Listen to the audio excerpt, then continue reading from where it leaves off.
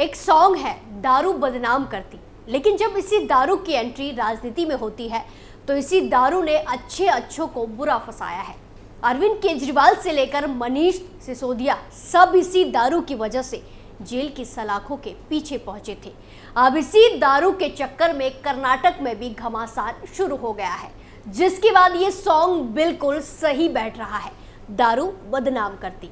अब दारू घोटाले के खुलासे के बाद कर्नाटक की सिद्धरामैया सरकार बुरी तरह से घिर गई है, जिसकी वजह से राहुल गांधी भी टेंशन में आ गए हैं। नमस्कार, कैपिटल टीवी देख रहे हैं आप और मैं आपके साथ प्रिया बिस्ट।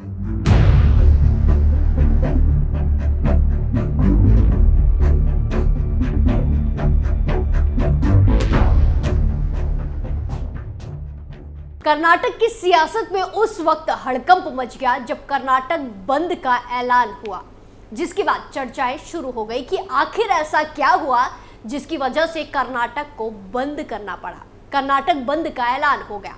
जब इस मामले का खुलासा हुआ तो सबके होश उड़ गए और कर्नाटक की सिद्धरामैया सरकार मुश्किलों में आ गई। तो चलिए आपको भी बताते हैं दिल्ली से शुरू हुए और कर्नाटक तक पहुंचे शराब घोटाले की पूरी कहानी को। दरअसल कर्नाटक में कांग्रेस सरकार को एक और बड़ी शर्मिंदगी का सामना करना पड़ रहा है। क्यों? क्योंकि राज्य के उत्पाद शुल्क मंत्री आरबी तिम्मापुर पर उनके विभाग में भ्रष्टाचार और रिश्वतखोरी का आरोप लगा है, जिससे कर्नाटक की सियासत में उबाल आ गया है। क्योंकि कर्नाटक वाइन मर्चेंट एसोसिएशन ने अपने कार्यालय पर उत्पाद शुल्क विभाग के अधिकारियों से 16 करोड़ रुपए की रिश्वत मांगने का गंभीर आरोप लगाकर हड़कंप मचा दिया है। इसीलिए आरोपों ने जवाबदेही की मांग को बढ़ावा दिया है। राज्य के उत्पाद शुल्क प्रशासन के भीतर भ्रष्टाचार पर बढ़ती चिंताओं के बीच भाजपा ने तिम्मापुर के इस्तीफे की मांग तक कर दी है। आपको बता दें कि राज्यपाल थावर चंद गहलोत, मुख्य सचिव और कर्नाटक लोकायुक्त को लिखे एक पत्र में एसोसिएशन ने मंत्री के कार्यालय की तरफ से कथित तौर पर व्यापक रिश्वतखोरी और धन शोधन प्रथाओं को रेखांकित किया, खासकर बेंगलुरु में उत्पाद शुल्क अधिकारियों के ट्रांसफर के मामले में। पत्र के मुताबिक उपायुक्तों, अधीक्षकों और निरीक्षकों के साथ साथ उत्पाद शुल्क विभाग के विभिन्न स्तरों से केवल एक दिन में 16 करोड़ रुपए इकट्ठा किए गए, क्योंकि उनका कार्यकाल समाप्त हो गया था। वहीं तिम्मापुर ने आरोपों से इनकार करते हुए कहा कि आपको उनसे पूछना चाहिए कि वो पैसे देने क्यों गए थे। अगर सब कुछ ठीक है तो कोई भुगतान क्यों करेगा। एसोसिएशन का पत्र प्रणालीगत भ्रष्टाचार की एक गंभीर तस्वीर पेश करता है, जिसमें आरोप लगाया गया है कि उत्पाद शुल्क मंत्री के कार्यालय में भारी रिश्वत और धन शोधन आम बात है। इससे पता चलता है कि इन अवैध गतिविधियों का उद्देश्य चुनावी उद्देश्यों के लिए धन के अवैध संग्रह को सुविधाजनक बनाना है। विशेष रूप से दस्तावेज का दावा है कि विभिन्न अधिकारियों के कार्यकाल के समापन के साथ पिछले 2 से 3.5 सालों में पर्याप्त रकम निकाली गई है। शराब कारोबारी खुद को सुधारे, इसमें आगे बताया गया है कि एक डिप्टी कमिश्नर ने कथित तौर पर आसान ट्रांसफर के लिए प्रत्येक अधिकारी से 25 लाख रुपए से 40 लाख रुपए के बीच लिया। इससे अकेले बेंगलुरु में कार्यरत डिप्टी कमिश्नरों से कथित तौर पर कुल 2.5 करोड़ रुपए से 3 करोड़ रुपए एकत्र हुए। इन आरोपों के बीच सिंघगांव में चुनाव प्रचार कर रहे मंत्री तिम्मापुर ने भ्रष्ट आचरण में शामिल अधिकारियों के खिलाफ कार्रवाई करने का वादा किया और कहा कि जब ये लोग शराब व्यापारी कुछ गलत करते हैं तो वो यानी कि अधिकारी उन्हें परेशान करते हैं। शराब व्यापारी को खुद को सुधारना चाहिए। इतना ही नहीं, उन्होंने आरोपों का खंडन करने का प्रयास करते हुए कहा कि वो व्यक्तिगत शिकायतों से प्रेरित हो सकते हैं। कर्नाटक शराब कारोबारी संघ ने आरोप लगाया कि आबकारी मंत्री आरबी थिम्मापुर के कार्यालय ने आबकारी विभाग के विभिन्न अधिकारियों को बेंगलुरु और उसके आसपास स्थानांतरित करके 16 करोड़ रुपए एकत्र किए हैं। मंत्री ने हालांकि आरोपों को खारिज कर दिया है, जबकि विपक्षी दल भारतीय जनता पार्टी ने सत्तारूढ़ कांग्रेस पर निशाना साधा है। विधानसभा में नेता प्रतिपक्ष आर अशोक ने आरोप लगाया कि राज्य में 700 करोड़ रुपए का शराब घोटाला हुआ है। उन्होंने एक्स पर लिखा कि शराब कारोबारी संघ ने मुख्यमंत्री सिद्धारमैया को लिखे अपने पत्र में आरोप लगाया है कि राज्य के आबकारी विभाग के मंत्री आरबी थिम्मापुर बड़े पैमाने पर जबरन वसूली और रिश्वतखोरी में लिप्त है।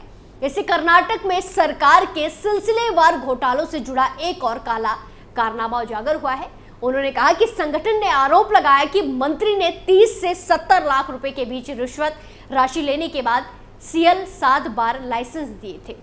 अशोक ने आरोप लगाया कि पिछले 1 साल में आबकारी विभाग मंत्री ने ऐसे 1000 अवैध लाइसेंस दिए गए, जिनके चलते 300 से 700 करोड़ रुपए तक का भ्रष्टाचार हुआ है। भाजपा नेता ने कहा कि महर्षि वाल्मीकि एसटी विकास निगम घोटाला, MUDA भूमि घोटाला, मुडा घोटाला, KIADB भूमि घोटाला, वक्फ घोटाले के बाद ये शराब घोटाला पिछले 17 महीने में मुख्यमंत्री सिद्धारमैया के नेतृत्व वाली कांग्रेस सरकार के सिलसिलेवार घोटालों के तहत एक और घोटाला है। दुकानें बंद रखने की दी धमकी। कर्नाटक भर के शराब व्यापारियों ने आबकारी विभाग में कथित भ्रष्टाचार के खिलाफ 20 नवंबर को अपनी सभी दुकानें बंद कर विरोध प्रदर्शन करने की धमकी दी।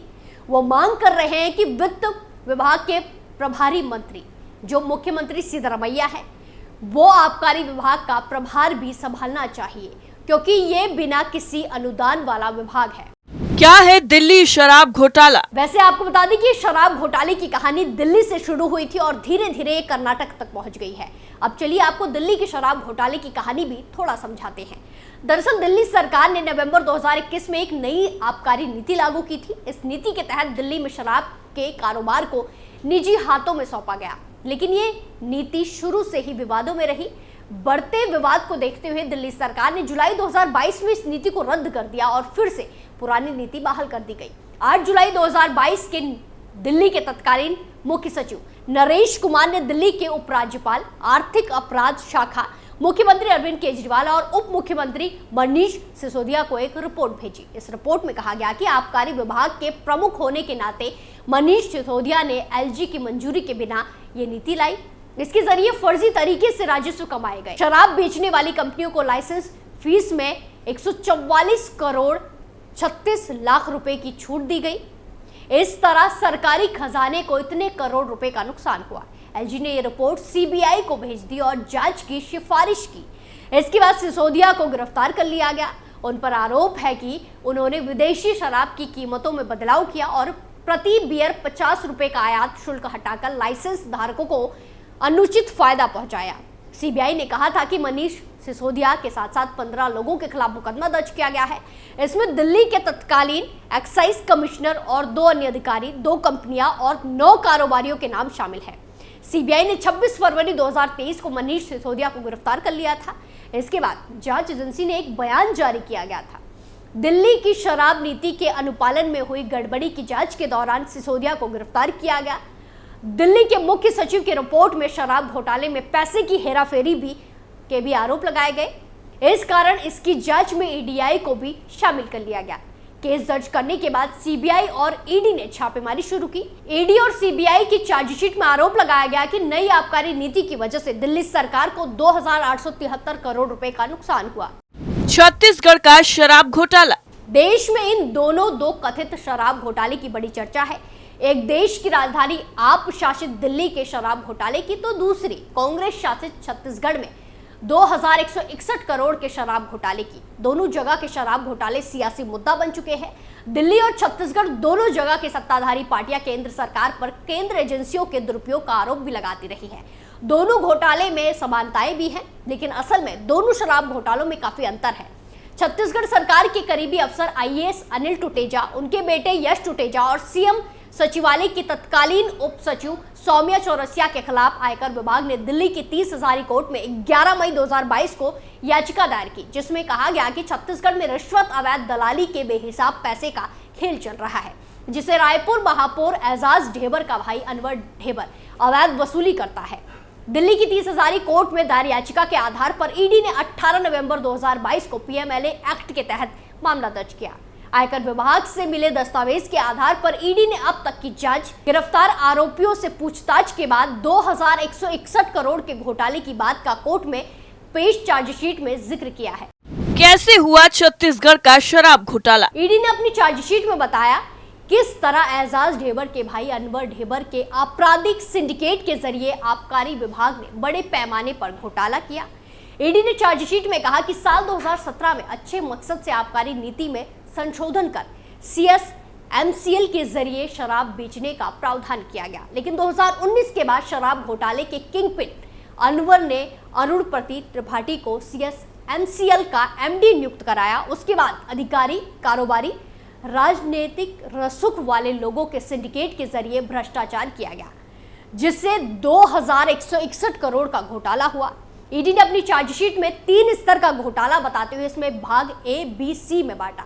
भाग A के तहत CSMCL के MD अरुणपति त्रिपाठी को अपने पसंद के डिस्टिलर की शराब को परमिट करता था, जो रिश्वत कमीशन को लेकर सिंडिकेट का हिस्सा हो गए थे।